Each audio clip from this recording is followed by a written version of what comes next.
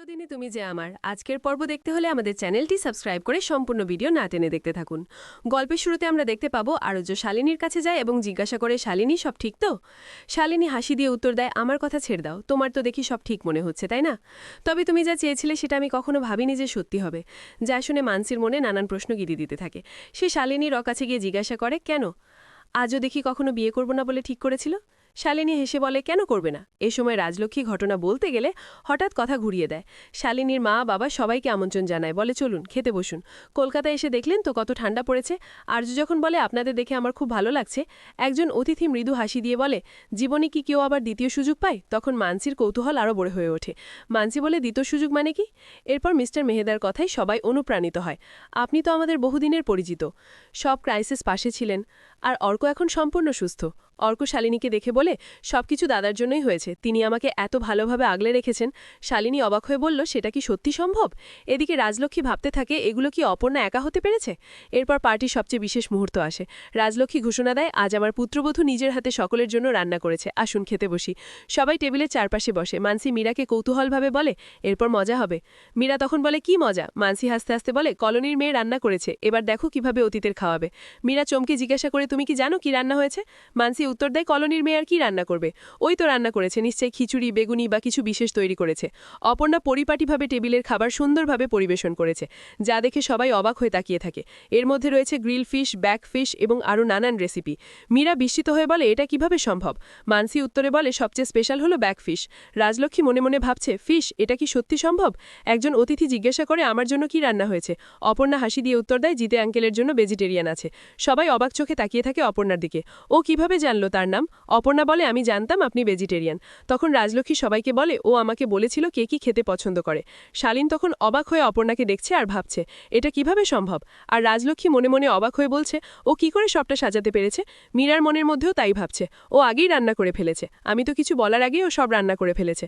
পার্টির এই মুহূর্তটা সবাই মনে রাখবে। অপর্ণার করা পরিশ্রম, খাবারের সুস্বাদু, এজন্য এক অভিজ্ঞতার ইতিহাস। নামটা শুনেই মনে হলো মেয়েটাকে কোনোভাবেই দমানো যাবে না। শালিনী আরজকে বলে, কি হলো, বসে আছো কেন, খাও তো। আরজ্য প্রথমে ব্যাকফিশ টেস্ট করলো, খেতেই রাজনী কথা মনে পড়ল। চোখে অদ্ভুত উদাসীনতা, মুখ থেকে তার কোনো শব্দেই বের হলো না। অপর্ণা ভয়ানক কৌতূহলে জিজ্ঞাসা করে, আরজ্য রান্না কেমন হয়েছে, সব ঠিক তো?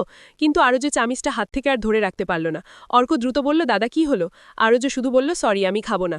অর্ক অবাক হয়ে বলল, খাবে না মানে কি, তুমি তো কিছুই খেলে না।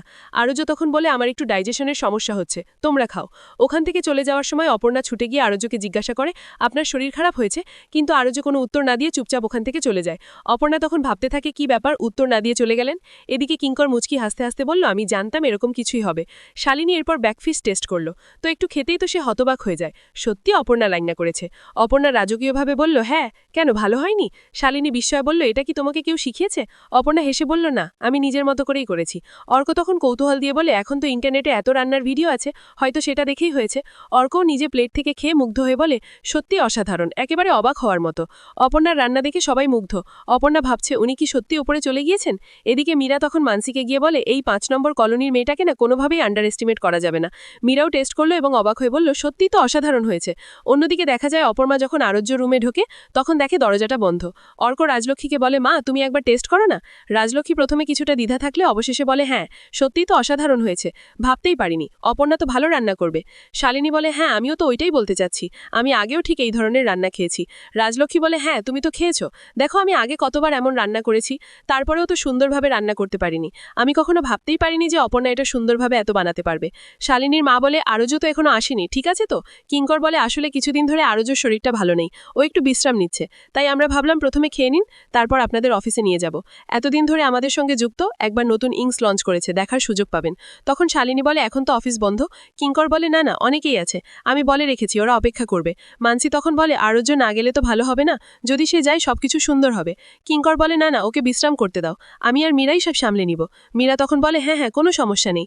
অন্যদিকে অপর্ণাই বুঝতে পারছে না দরজা ধাক্কাচ্ছে অপর্ণা, কিন্তু আরজকে ডাকবে কিনা তাও বুঝতে পারছে না।